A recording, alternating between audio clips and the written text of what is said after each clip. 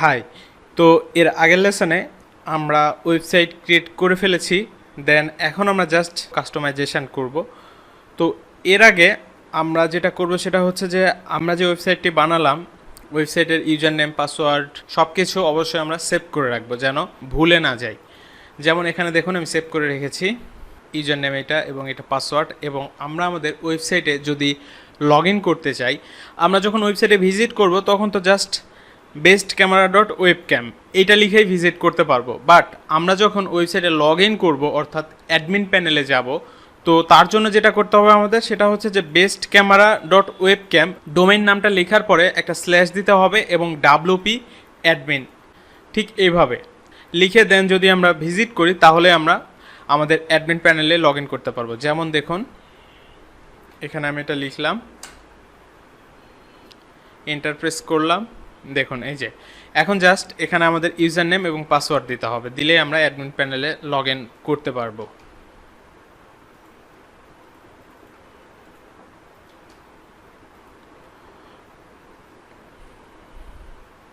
ওকে, দেখুন আমরা log in করে ফেলেছি। এই যে আমাদের ড্যাশবোর্ড আমরা দেখতে পাচ্ছি। এখন আমাদের যেটা কাজ সেটা হচ্ছে যে এই জিনিসগুলো সম্পর্কে জানা। যেমন দেখুন এখানে আমাদের আপডেটের একটা নোটিশ দিচ্ছে, তো এখানে ক্লিক করে দেখি কি আপডেট করতে বলছে। দেখুন এই যে একটা প্লাগ ইন, এই প্লাগ ইনগুলো ওয়ার্ডপ্রেসের ডিফল্ট অবস্থায় দেওয়াই থাকে, তো এটা আমাদেরকে আপডেট করে নিতে বলছে। এই মুহূর্তে এই প্লাগ ইনগুলোর আমাদের কোনো দরকার নেই। তো দেন এই পাশে আরও যে ফিচারগুলো দেখতে পাচ্ছি এই সবগুলো সম্পর্কে একটি আলাদা টিউটোরিয়াল হবে, আলাদা লেসন হবে। এখন আমরা এগুলো বাদ দিচ্ছি। এখন জাস্ট আমরা সেটিংয়ে ক্লিক করব, সেটিং থেকে জেনারেলে যাব।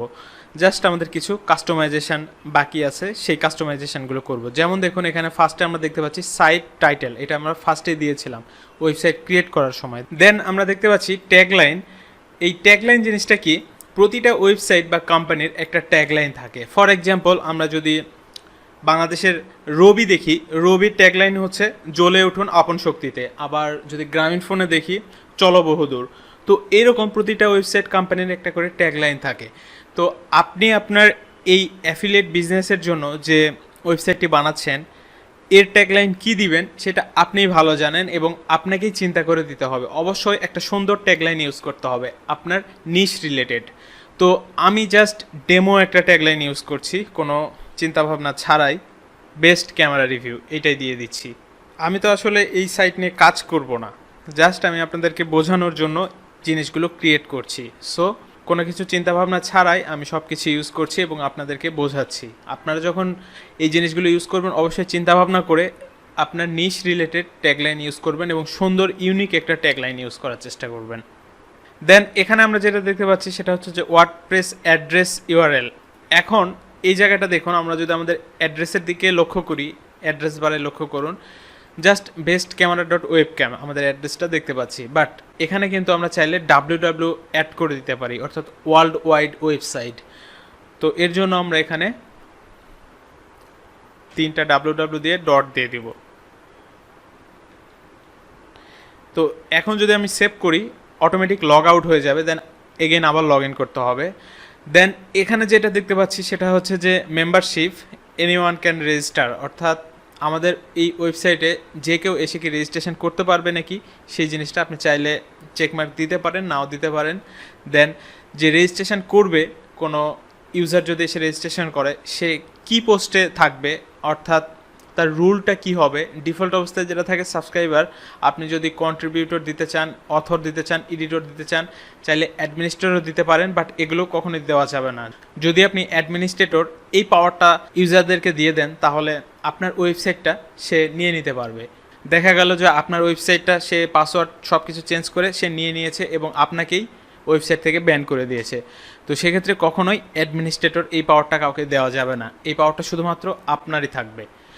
দেন আমি এটা সাবস্ক্রাইবার রাখছি ডিফল্ট অবস্থায়। সাইট ল্যাঙ্গুয়েজ ইউনাইটেড স্টেট থাকছে। দেন টাইম জোন, টাইম জোনটা আমাদের বাংলাদেশের যেটা টাইম জোন ওইটা আমরা সিলেক্ট করে দিতে পারি। +6 ঢাকা, এটা এখন আমাদের খুঁজতে হবে। দেন এখানে আমরা দেখতে পাচ্ছি ডেট ফরম্যাট, অর্থাৎ আমাদের যে ডেটটা শো করবে ওইটা কীরকমভাবে শো করবে। যেমন এখানে প্রথমে হচ্ছে মাস শো করছে, তারপর দিন শো করছে, তারপর বছর শো করছে। চাইলে এগুলো আমরা চেঞ্জ করে নিতে পারি, বাট খুব বেশি দরকার নাই। দেন টাইম ফরম্যাট ওই সেম জিনিস।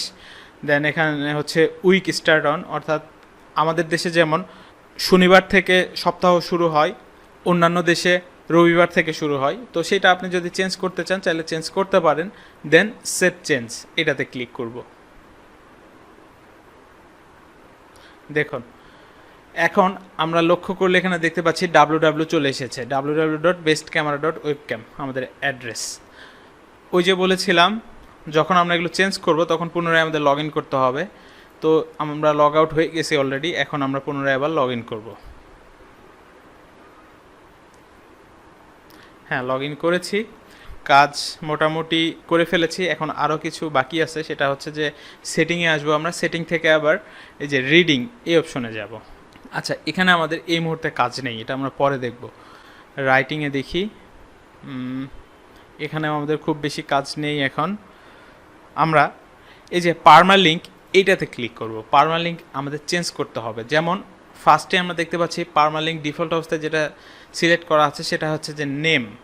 তো এই পারমালিঙ্ক জিনিসটা কি এটা একটু আমরা বোঝার চেষ্টা করি। সেটা হচ্ছে যে ফর এক্সাম্পল দেখুন, এটা হচ্ছে আমার ওয়েবসাইট। তো এখান থেকে আমি যদি এখন যে কোনো একটা পোস্ট ওপেন করি, তো ওপেন করার পরে দেখুন আমার ওয়েবসাইটের অ্যাড্রেসের পর স্ল্যাশ দিয়ে বাকি এক্সট্রা কিছু লিঙ্ক দেখতে পাচ্ছি। এটাই মূলত পারমালিঙ্ক। তো এটা আমরা কিভাবে শো করতে চাই বা কিভাবে দেখতে চাই, যেমন হচ্ছে এখানে যেটা আছে সেটা হচ্ছে যে আমার ওয়েবসাইটের নাম থাকবে, দেন তারপর স্ল্যাশ দিয়ে ডেট তারিখ শো করবে, দেন সিম্পল পোস্ট।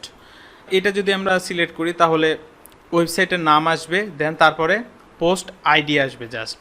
তো এভাবে যে কোনো পারমালিঙ্ক আমরা ইউজ করতে পারি, বাট আমরা এগুলো কোনোটাই ইউজ করব না। আমরা যেটা ইউজ করবো সেটা হচ্ছে যে কাস্টমে ক্লিক করব। কাস্টমে ক্লিক করে এই যে এগুলো দেখতে পাচ্ছি সব কেটে দিব। কেটে দিয়ে জাস্ট আমরা পোস্ট নেম এটা রাখবো।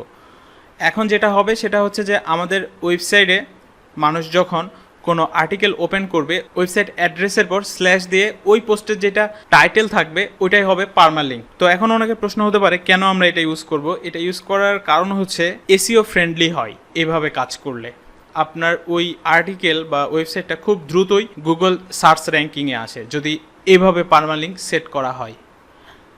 তো এই অবস্থায় রাখার পরে এখন আমরা যেটা করব সেটা হচ্ছে যে সেভ চেঞ্জ এটাতে ক্লিক করব। ওকে, আমাদের পারমালিঙ্ক সেট করাও কমপ্লিট। এই লেসন এ পর্যন্ত রাখছি। সবাই ভালো থাকবেন। ধন্যবাদ সবাইকে।